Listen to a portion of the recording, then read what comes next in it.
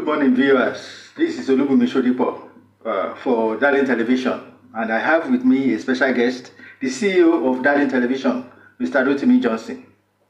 Good morning. Thank you. Nice to have you, Mr. Rotimi Johnson. It's a pleasure. I've been following up. I'm an avid subscriber to the television, and I've been following you, and I see a marked support for Kamala Harris towards the forthcoming U.S. election. How did you arrive at this? What initially inspired you to support Kamala Harris for the U.S. presidency? Was there a defining moment or event that cemented your support for her? Well, thank you. So many people have been asking me, privately, and I must confess that it was at the point that Joe Biden stepped down that I piqued interest. And I saw this interview by Professor Olaji Akiyemi, and I was giving an analysis. Then they were still speculating about Biden stepping down. So Kamala Harris has not become the substantive Democratic candidate then. Okay. So I saw the analysis. I didn't really know Kamala so much before then, but that Biden could step down, really caught my attention because it was a noble thing on his part, very statesmanly, and that was when I showed interest in who is going to step into, the nomination for Democratic Party. So that was how I piqued interest in Kamala.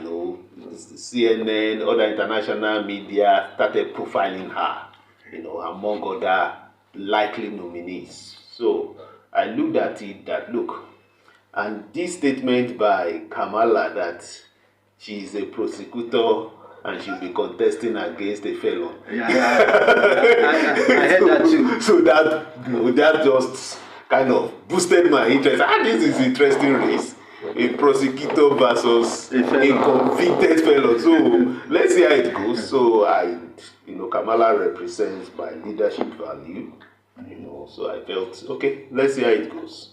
I understand she's from a middle class, background. Yeah. So now, how do you think that kind of background, that's like social background. There's also the professional background, the fact that she's a prosecutor.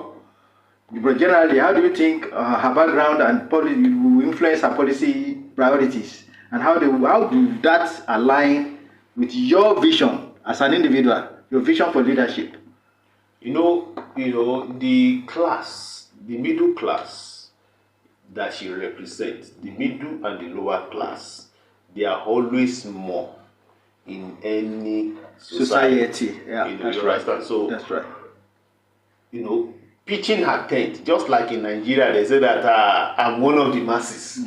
Politicians always, what even those who have been in government for 16 years. So that's the same gimmick she's using. Okay. You look at the demography and you see that the middle class and the lower class, they are always the largest in any society. So they always want to bet. She is not just pitching her tent with the middle class. She has a narrative about her biography to support it. So that will resonate with the larger percentage of the American voters. It definitely resonated with you. Not particularly, because I'm not an American voter. So I'm just a voice. No. You are not an American voter because you will not be voting. But it seems that that background thing also resonated with you. That's one of the reasons why you pitched your tent with us. Yes, I understand what it is to come from the middle class. Me too. So, as the CEO of Darling Television, how have you utilized your platform to advocate for Kamala Harris, and what kind of response have you received from your audience? Well, at the point I said, there was a post I broadcast that my wife said I'm crushing on Kamala, and we like, I saw that too. It was actually for content creation, just to arouse curiosity and make people, and of course, that was the beginning of attention towards Kamala. It was when I used that caption that many people came to say, okay, what is it? You understand? So, but apart from that, there are a lot of Nigerians in diaspora. And like 67% of my viewers, of our viewers on YouTube are from the US.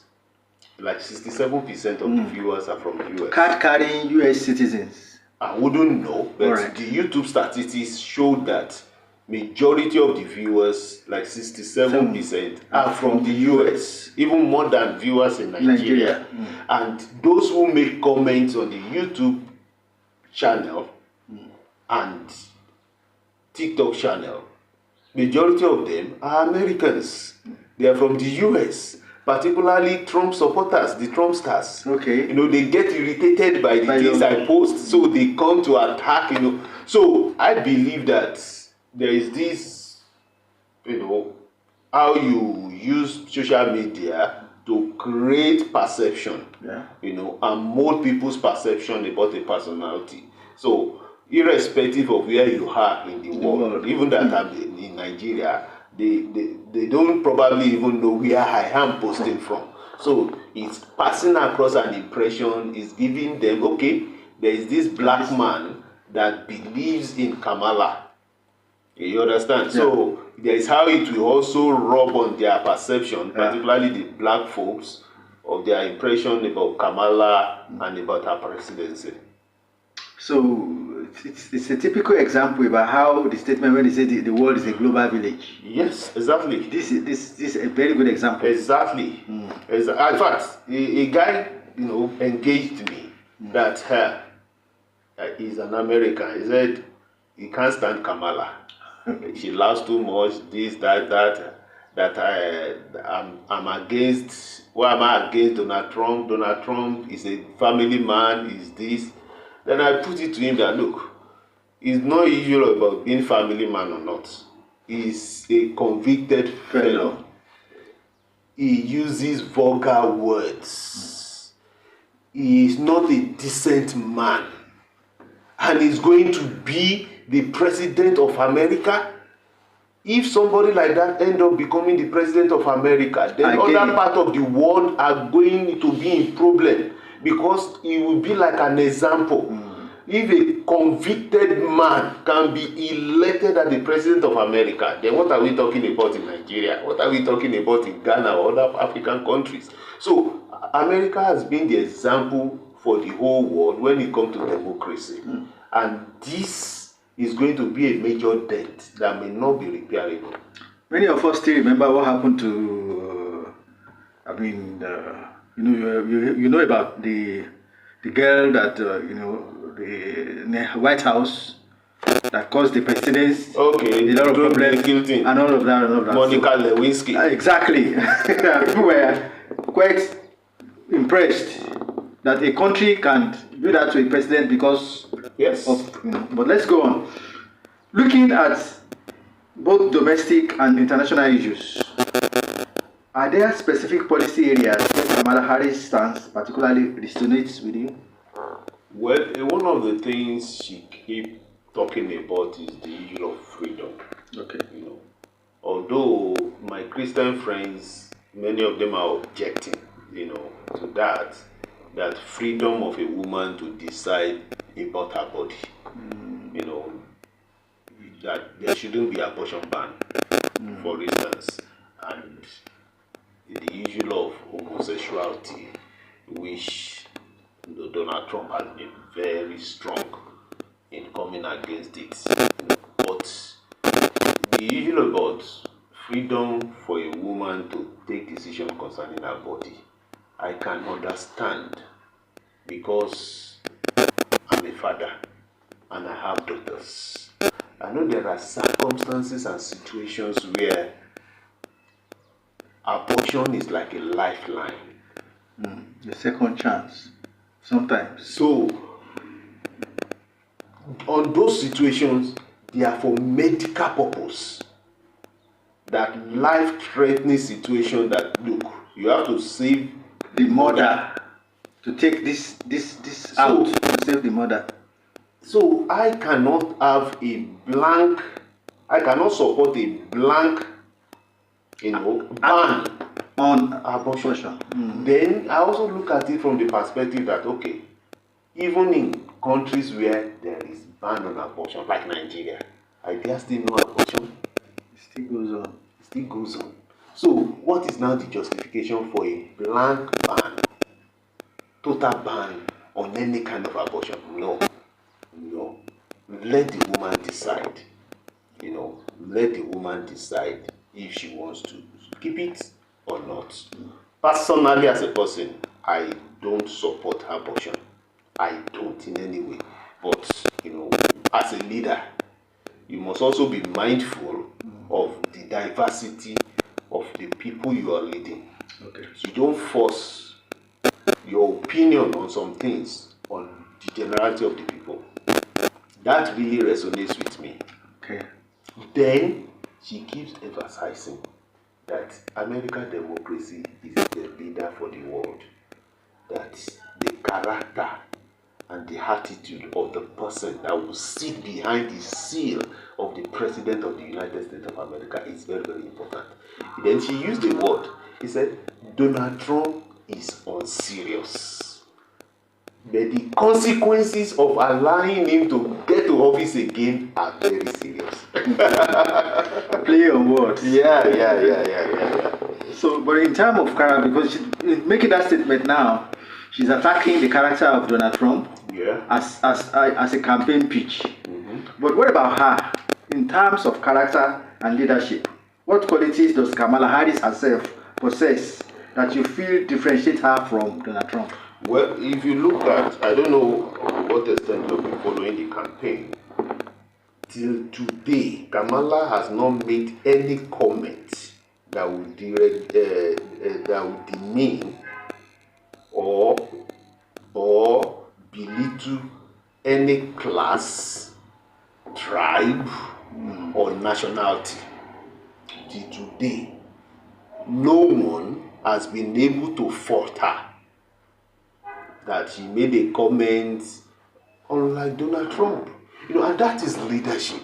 Because when you eventually become the president, when you win the election, you are going to be the president of the whole of America, irrespective of political party, irrespective of racial background. So she portrays herself as a leader, despite various. In fact, there was this debate, because I've seen a clip before that debate where they asked her for her F word, and she said, "I won't tell you." She said, "I won't tell you." She gave us the impression of what, and during the debate, out of anger, she almost pronounced it. Okay. And you see that she swallowed the word, but she mouthed it. Restraint. That is restraint. Yes, that is leadership. That is leadership. Not that you are not being tempted, not that you didn't feel like, but you know that you are an example to a lot of people. People are looking up to you. So in attitude, in character, a president, whether for the US or for Nigeria, you're somebody a lot of people are looking up to. Forget about partisanship. So you must be above board.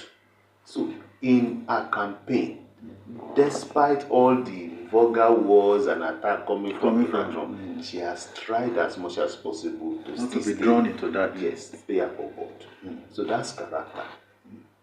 Donald Trump doesn't have that. He doesn't. Oh, okay. Some might say that, but some might argue also that Kamala Harris represents continuity with previous administrations, while Trump is seen as a disruptor. What are your thoughts on this characterization? And why do you favor Harris' approach? Well, I can't contend with those who believe that she's a continuation. Okay. But one thing she kept saying is that we are turning a new page. Okay. So if she is seeing herself as a continuation, then she will not be using that slogan. Okay. That we are turning a new page. America, it's time to turn a new page. A new page of the same book, no need. Well, you can say that. Because you can say that, but the truth is, she's not seeing herself as continuation of Biden's regime. She's not. Okay. And she has actually managed that relationship and narrative very well, so that she won't appear so much like dissociating herself from Biden, because you can't take it away that Biden gave her this opportunity. Yeah, yes. Because Biden did not only step down, a few days after announcing his stepping down, he openly endorsed her. Okay. And that way, so many people just set the momentum rolling. You understand? So, as much as she want Americans to know that, look, this is now Kamala at the driving seat. She's not trying to, dissociate or relegate her former boss. So she's managing that very well. So how do you address criticisms that may come from supporters of Donald Trump or others who disagree with your stance? Have you found ways to engage constructively with those who hold different views? Like you said that some Americans were engaging you on this subject. Well, I enjoy the criticism. I enjoy the attack. And as a content creator, online content creator, it also drives my page. So I'm always excited when I see them come to attack or condemn, all those comments. But more importantly, one thing that this election dispensation in the US has revealed to me is that, to a large extent, voters in America are not really different from voters in Nigeria, because issues they raise and why they are supporting Trump, I just look at it that it's just like in Nigeria, that's a local kind of, those narrative. There should be something more important than, because she's a woman, other world leaders will not respect her. Putin will not respect her. Kim will not respect her. She will not. What? I just laughed. Not after experiencing Margaret Thatcher. That's exactly. So I said, look, nobody is going to respect Trump as in world leaders because he's Trump. No, they are going to respect the president of the United States of America. They are going to respect the office and not the person. So when Kamala wins and becomes the president, they have no choice but to respect the president. It's not about who the person is again, but I guess it's everywhere. No, individuals will always have their sentiments, their positions, their opinions. A lot of men. Where it's hard to take is when some flimsy trivia issues becomes the major trend that runs through a large tract of the demography. Now, that's when it's strange, but it's normal. Then I noticed that a lot of white men, they can't stand a black woman leading them. So that is also part of it. Yeah. While a lot of women, whether white or black, they are queuing behind Kamala, particularly because she's fighting for women freedom. So you see that sexists too, they have a role in all these. Yes. But it's all well and good. I can't wait. 8 days to the election. I can't wait for this election and see the outcome. And see, well, since we have gotten to the matter of Kamala's color now, maybe I should go on to this. What unique perspective do you think Harris brings as a woman of color to the U.S. presidency? And why is this representation of color important to you and your platform? Remember, she won't be the first person of color. Remember Barack Obama. Now, let me tell you something. There's this film in the early 2000s, 24 Hours. Yeah. By Sonda. Kiefer Sutherland. Yeah. Jack Bauer. Yeah. I always tell my family that film is a prophetic film. It was in that film that they had a black American president. Yeah. Then they later have a woman president. So I always hold that, funny impression that I want to see a black American, a woman president. A woman of color. No, in that film it was not a woman of color, Okay. but a woman president. Okay. Madam President. Okay. How will it be to have a Madam President? Now, that film is prophetic. However, Kamala being a woman of color, and pitching her tent with the middle class, she's already aligning with the largest demographic. So a lot of people can connect with her. And that is why sometimes even when she's being asked questions, she will first go back to tell you about her background, because she knows that is the ace. That is her winning narrative. The more people can connect with her on that, the better for her. So she head on to it. Virtually at every rally, she will always look for, and every interview, she will always look for opportunity to remind you that, look, I know what it is. I'm a woman of middle class. And once you get the middle and the lower class in any society, you already have the majority. And it's in a democracy, the majority makes the decision. They will have the way. So she's sticking to that, and that is really helping. That is helping now, because more and more people are connecting with her. Just yesterday, she was in Philadelphia, and she addressed a lot of young folks, talking to them that they are the future leaders. Okay. Another time she was addressing some students and said, okay, this is my alma mater, and the helicopter flew me through here. I remember those days when I was going to lecture.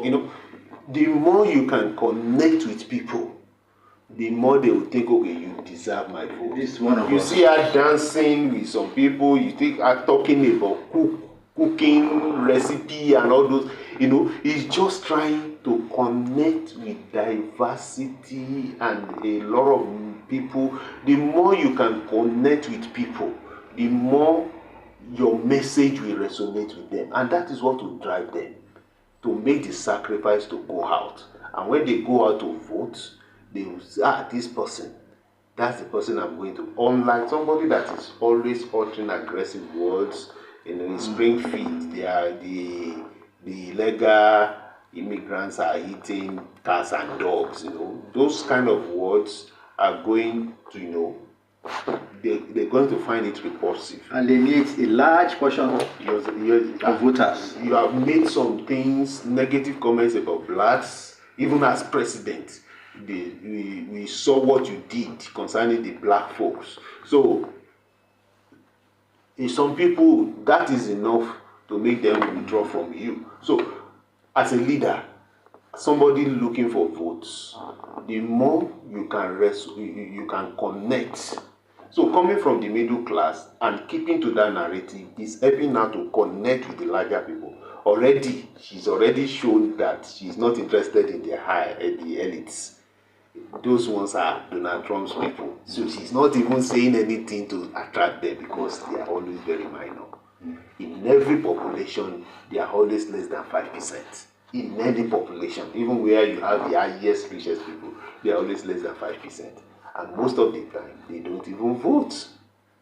They don't even vote. They may give you billions to support your election, but most of the time, they don't vote. So she has wisely picked a tent. While Donald Trump, on the other hand, is banking on the white, the natural Americans, and he's going about it even arrogantly. He's not doing as if he's needing new votes, as if he has an organic voter, set of voters that are just going to vote for him. And of course, he's trying to woo the Christians. And of course, most of these Americans too, most of them, they are nominal Christians, so to say. So some of the things he's saying just resonate with them. Okay, from an international perspective now, we can still take one. We can still go on one question. Yeah. Okay. From an international perspective, how do you think Kamala Harris' presidency will impact on U.S.-Africa relations, and why is this significant to you as a Nigerian media executive? As a Nigerian media executive, do you think any decision Kamala Harris or any policy she will arrive at will impact Nigeria, your country of residence? Well, one thing I keep telling people, whether Kamala Harris or Donald Trump, no one of them will make decisions in the interest of Nigeria. No. Whether immigration decision or foreign aid decision, whatever decision, any decision they make will be in the interest of America and the policy position of their party. So, personally, I'm not looking at how this will benefit Nigeria in any way, because there are treaties and agreements they've signed before which either of them might not renegade on it, but the important thing is Nigerians in America, majority of them will be more comfortable staying in America with the Kamala presidency. Even Tyler Perry said it a couple of days ago that he can't see himself in the kind of future Donald Trump is trying to create. So you see that a lot of black folks, they have hope, and some of us that are not yet in the US, we see America, US as a country we may still go to and find that American dream or our children. But many people can't see that happening with the Donald Trump presidency because he's not missing word but they don't want immigrants. And if we were never immigrants, if Kamala's parents were not allowed into the US, we should have become a prosecutor, a senator, and vice president. So that's just it. Well, it's been nice talking to you, Mr. Rotimi Johnson. Well, I wish you all the best as the US decides. You are making it sound as if I'm the one contesting. No, but you seem to have I'm so passionate about it. Well, I'm so passionate. So I wish you all the best then. Thank you. I wish Kamala too all the best. But right. My friends, a few of my friends are threatening me that if Donald Trump wins, I said, what will happen? The most is that they won't allow me to enter US. Is that not the most they can do? At least they won't come and carry me in Nigeria. No, now. It's not likely. It's not likely. They can't. So it's all well and good, but I wish Kamala wins. Right. So thank you for interviewing me. It's my pleasure. Thanks for having me.